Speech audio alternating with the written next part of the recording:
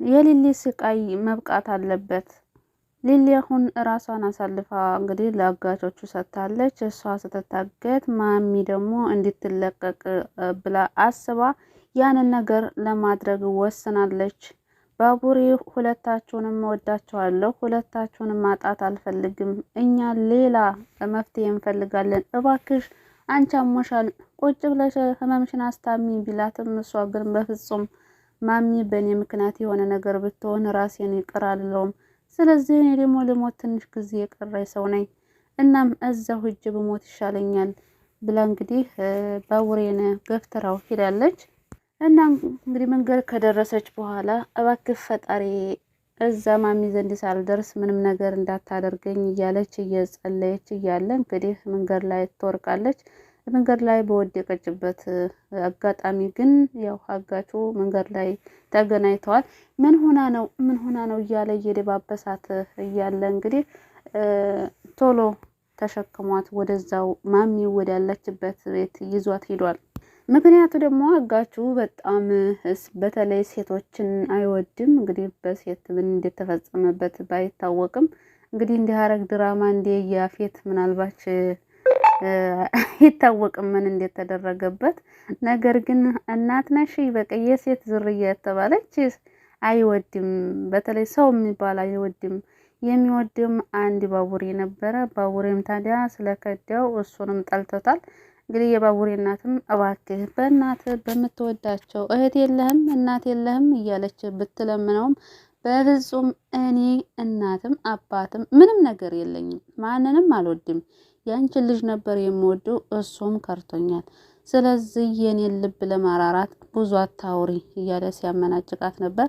ያልበቃው ብሎ አንቺ አሮጊት ሲላት እንግዲህ አሮጊት እያለች የባቡሬ እናት ስታወራ ሳቄ መጣብኝ ማለት ነው። እንግዲህ ያው ድራማ ነው መቼም እውነት አይደለም። ስለዚህ ልጁ ምንም አይነት ክብር የለውም። ለሴት ልጅ አይደለም ለሴት ልጅ ለትልቅ ሰው እንኳን ክብር የሌለው ሰው ነው። ክብር ቢኖረው የባቡሬ እናት አያግትም ነበር ማለት ነው።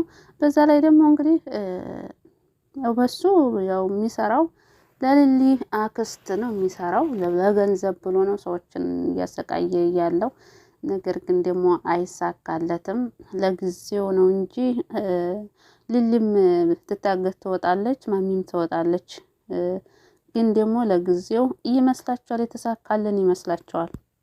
እና ፍትህ ለማሚ ፍትህ ለሊሊ። ሊሊ እንግዲህ አሁን ላይ በጣም ግራ ገብቷት ሆስፒታል እየሄደች እየታከመች አይደለም። እጅግ በጣም ነው የሚያሳዝነው። ዶክተሩ በተደጋጋሚ ወደ ሆስፒታል እንድትመጣ ስልክ ቢደውልላትም ስልክ ልታነሳ ፈቃደኛ አይደለችም። ስለዚህ በገዛ እጇ በሽታዋም እየተባባሰ እንዲመጣ አድርገዋለች። ሊሊ በጣም ታሳዝናለች። እንግዲህ አሁን ቶሎ ቶሎ በየጊዜው ፌንት እየነቀለች ነው ሊሊ። ያው በሽታዋ ከአቅሟ በላይ ስለሆነ መድኃኒቷንም በአግባቡ እየተከታተለች ስላልሆነ እንግዲህ ዶክተሩም ግራ ገባው። አዴ ዘንድ ልደውል እንዲ አዴ ነበረች እሷን የምትንከባከባት ከጎና የምትሆነው እሷ ነበረች።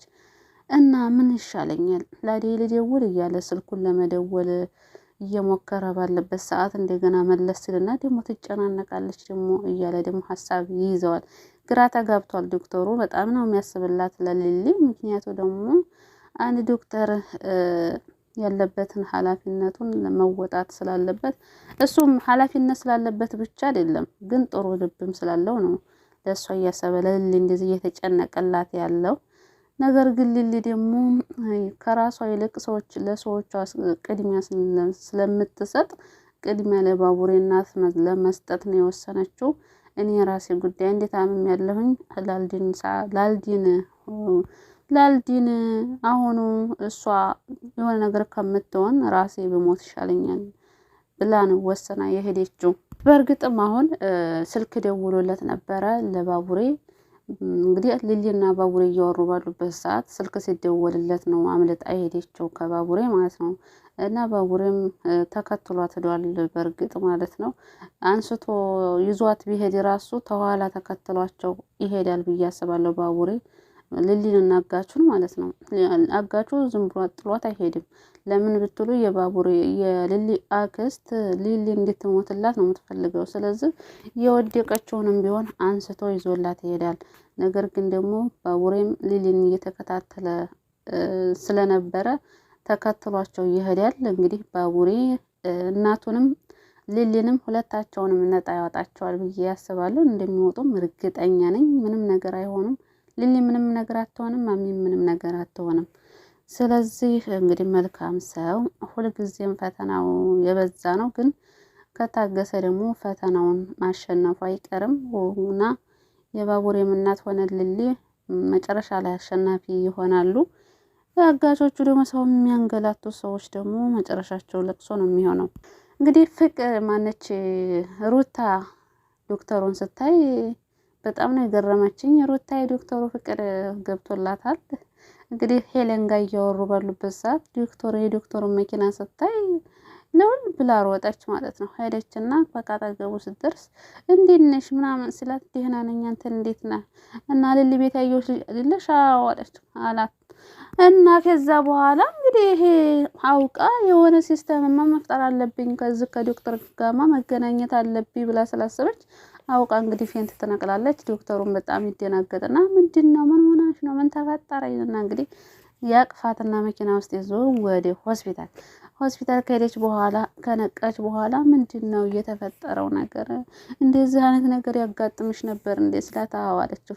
እሷም አልፎ አልፎ አጋጥሟት አያውቅም፣ ግን ደግሞ አልፎ አልፎ ያጋጥመኝ ነበር አለች። ከዛ ዶክተርዬ እያለች እንግዲህ ማቀማጠል ጀመረች። ርጉድ ፍቅር በሲስተም አሉ እና በቃ ዶክተርዬ እያለች ማቀማጠል ጀመረች። ከዛም በኋላ እሺ አሁን እንግዲህ ደህና ነሽ አይደል? ደህና ከሆንሽ እስኪ ሂጂላት ለሊሊ ይላታል። መሄድ ያልፈለገችም እዛ ቁጭ ብላ መውራት ነበር የፈለገችው፣ ግን ሸም ስለያዛት እሺ ብላ ተነስታ ለመሄድ ትሞክራለች። መለስ ስትልና አሁንም ደግሞ ውሃ አውቃ ረስታ ሄዳ አውቃ ማለት ነው። ከዛ ደግሞ ተመልሳ መጣች። ውሃውን የረሳች መስላ ብድግ አለች። ዶክተሩም ግራ ገብቶት ቆይች ልጅ ምን እየሆነች ነው እንደም በሰላም ነው ምን አስባ ነው እያለ እንግዲህ ብቻውን እያወራ ነበር ማለት ነው። እሱ ዶክተሩ የአዴ ፍቅር ነው የገባለት። በነገራችን ላይ እንግዲህ አዴ በጣም በሚያሳዝን ሁኔታ ሌላ ሊድሯት ነው ማለት ነው። ዴብን ሳይሆን ሌላ ነው። ወይ ጉድ! ዴብ እንደው እስከዛሬ ድረስ ሲጠብቁ ቆይቶ እስከዛሬ ድረስ ሲጨናነቅ ኑሮ እስካሁን ሲለማመጥ ቆይቶ ለካስ የአዴ አባት ያንን የድሮውን አዴ አልፈልግም ብላ ወደ ከተማ ጥላው ሄደች የመጣችውን ባል ነው ሊድራት ያሰበው። እጅግ ያሳዝናል። አዴ እና ዴብ በደስታ ይዘላሉ። የአዴ አባት ደግሞ ሌላ ነው ድግስ እየደገሰ ያለው። የሚገርም ነው። እዚህ ደግሞ የአዴ እናት ደግሞ አሁን አታገቢም ብላታለች። ለምንድን ነው የማላገባው የሚል ጥያቄ ስትጠይቃት መልስ ስለሌላት አታገቢም ብዬሻለሁ አታገቢም እኔን ተወጅኛለሽ አይደለ እኔ የምልሽን ታምኛለሽ አይደለ እያለች በምትላት ሰዓት አዎ አንቺ የምትሆን አምናለሁ እወድሻለሁ፣ ግን ደግሞ ዴብን የማላገባበት ዋናው ምክንያቱ ምንድን ነው ብላ ጠይቃለች። ያው ቀጣይ ክፍል ትነግራታለች ብዬ አስባለሁ ቃስ ብላ። ምክንያቱም ብርሃን አፍቅረዋለች ልጁን። ስለዚህ ሁለታችሁም ልታገቡት አትችሉም ብላ እንደምትነግራት ተስፋ አለኝ። መቼስ ያለ ምክንያት የሌለው ጥላቻ የለም። እና አሁን እንግዲህ አባቷ ግን በቃ አውቆ ምክንያት አገኘ። ዳይመንድ እንደዛ ብሎ የነገረው ሰዓት ለካስ እሱ ሌላ ነገር ጠንስሷል። አሃ እንደዛ ከሆነማ እሺ ብዬ ልንገራቸውና በዛም አይተን ይሄንኛውን እድራት አለው ብሎ ስላሰበ ነው ለካ። እና እንግዲህ አዴይም ሽማግሌዎቹ ዝና የሚመጡት ቤት ስትል አይ ቤቱማ እንዴ እናትሽ ቤት እኮ ጠባብ ነው፣ በዛ ላይ ደስ አይል ምናምን፣ ስለዚህ እኔ ቤት ነው ሽማግሌዎቹ የሚመጡት አላት። የሚገርማችሁ ማለት ነው ለካስ ሽማግሌዎች የሚመጡት የእሱ ሽማግሌዎች እንጂ የአዴይ ሽማግሌዎች ማለት የዴብ ሽማግሌዎች አይደሉም የሚመጡት። ወይኔ ሌላ ማግባት የለባትም። ፍትህ ለዴብና ለአዴይ። ኧረ እንደው በስንቱ ልበጥበጥ አለች በስንቱ እንሰብ እንዴ!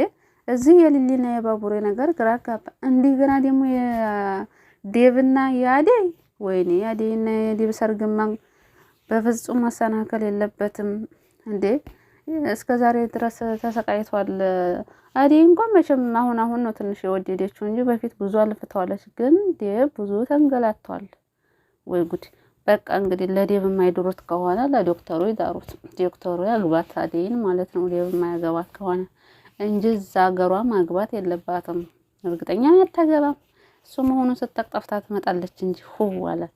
ለማንኛቸውም ቀጣይ ክፍል በጉጉት እንጠብቃለን። የሊሊ ሁኔታና የአደይ ሁኔታ ለማየት በጣም ጓጉቻለሁ።